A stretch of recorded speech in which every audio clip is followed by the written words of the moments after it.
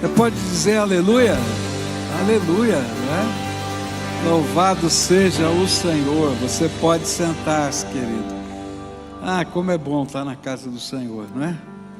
Como é bom a gente poder sentir a presença do Espírito Santo no meio do povo dele.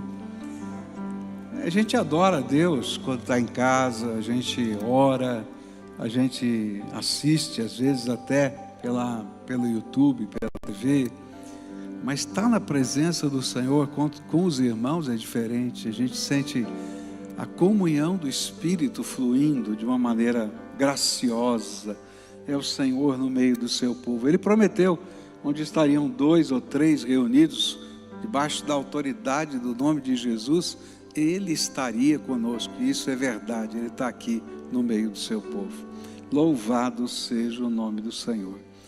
Eu quero dar algumas palavras aos irmãos antes da gente meditar nas Escrituras. A primeira é que a gente está no processo de indicação de pessoas, de nomes, para a eleição da diretoria da igreja e dos conselhos da igreja, que vão acontecer aí nos próximos 2 meses. Hoje é o último dia que você pode indicar alguém, tá? Inclusive se indicar, tá? Então você tem que entrar lá, você que é membro da igreja, na central do membro, você já conhece, central.pibcuritiba.org.br, e ali você tem lá a ficha de indicação. Ela é secreta, tá? Você vai indicar o nome que você desejar, e aí a gente começa a consultar essas pessoas, a perguntar se elas desejam aceitar a indicação que você fez para a eleição acontecer. Agora, hoje à noite, não é? Meia-noite de hoje, encerra o prazo de indicação. Então, você só tem hoje, tá? Vai lá e faz a sua indicação. Ou se você quer atuar em alguma área, pode ir lá e colocar o seu nome. Essa é uma das maneiras que a gente também conhece o que está no coração das pessoas, tá? Segunda palavra que eu queria dar para os irmãos é o seguinte: queria que vocês estivessem orando, porque nós estamos trabalhando muito fortemente para, se Deus quiser, né, essa é a nossa oração, que Ele queira, que a partir do mês de março, a casa, não é, que vai ser chamada Sonho de Mãe, que é a casa da Cristolândia, com mamães dependentes de drogas, com os seus filhos, esteja já funcionando, tá? Tudo está caminhando nessa direção, estamos fazendo o que precisa ser feito, estamos agora já começando a levantar os obreiros para essa casa, mas eu preciso da sua oração, porque a coisa mais importante nesse processo é que Deus nos ajude a encontrar as pessoas certas como obreiros para essas casas, tá? Ou para essa casa. Então eu queria pedir que você estivesse conosco em oração, tá? Nesse processo, e se Deus quiser, eu vou dar a boa notícia que nós inauguramos a casa. Você crê nisso? Amém, não é? Deus tem feito tanta coisa. Começamos com a masculina, a feminina, a casa de triagem, os cursos, agora a casa Sonho de Mãe. Deus vai nos dar essa bênção. A terceira palavra é uma palavra de orientação pastoral, tá? A gente vive hoje um tempo muito estranho, muito esquisito, né, em que existem tantas disputas ideológicas, políticas, que correm na internet, tanta coisa assim. E a igreja tem sido consultada, tá, através de irmãos nossos e também de líderes, né? Qual é a posição da igreja sobre vacina de crianças contra a Covid? Então eu quero dizer para os irmãos que a igreja não tem posição, ela não tem capacidade para isso.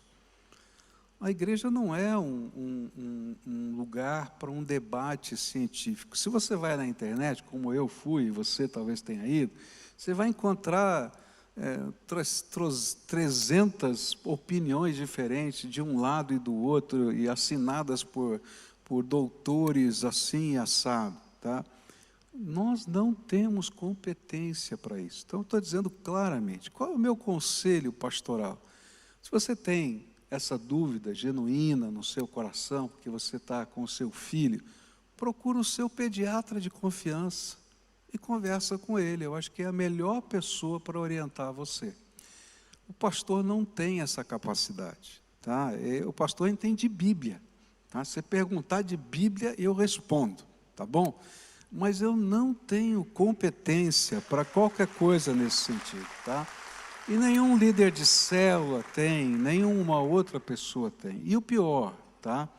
O pior é que o inimigo usa essas questões para afastar a gente da igreja, para afastar a gente do Senhor, para afastar a gente da comunhão com o Espírito Santo. A coisa mais importante nessa hora é a gente saber que nós somos servos do Deus Altíssimo, estamos aqui para cumprir uma missão pastoral, de cuidado, de bênção e assim por diante. Na minha história de vida, se me permitem falar, não é? Quando eu nasci, e eu nasci faz tempo, em 1958, não é? Estava uma discussão se as crianças deveriam tomar a vacina Sabin ou não. Você nem sabe disso, né? E o meu pai optou em não dar a vacina Sabin em mim, tá?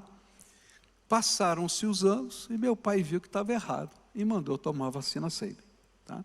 Então, gente, na história a gente vai encontrar vários momentos de indecisão em que nós não temos competência individualmente para tomar essas decisões e precisamos de ajuda de pessoas sábias, que Deus instituiu sabedoria para isso. E que nós tenhamos confiança. Então eu aconselho você a procurar o seu pediatra de confiança e conversar com ele. Tá bom assim, querido? Tá? Essa não é matéria de discussão em célula, essa não é matéria de discussão em assembleia da igreja, essa é matéria de foro íntimo, pessoal, você com a sua família e o seu médico, tá bom? Vamos estudar a palavra de Deus, concordam? Vamos lá? Essa semana eu estava meditando na palavra de Deus e o Espírito Santo me despertou para olhar nas Escrituras Sagradas toda vez que Jesus tocava em pessoas aflitas, doentes, oprimidas, amedrontadas, que apareciam nos evangelhos. E aí eu comecei a estudar estes encontros marcantes e o que esse tocar, esse impor as mãos significava para cada uma dessas pessoas. E aí eu decidi começar a estudar isso junto com os irmãos, a meditar um pouquinho sobre o toque de Jesus na nossa vida. O que acontece quando Jesus nos toca? Como funciona esse toque do Senhor Jesus? E eu queria começar olhando para um desses toques nessa manhã, e se Deus me der graça, quero continuar estudando isso com vocês hoje no culto da noite.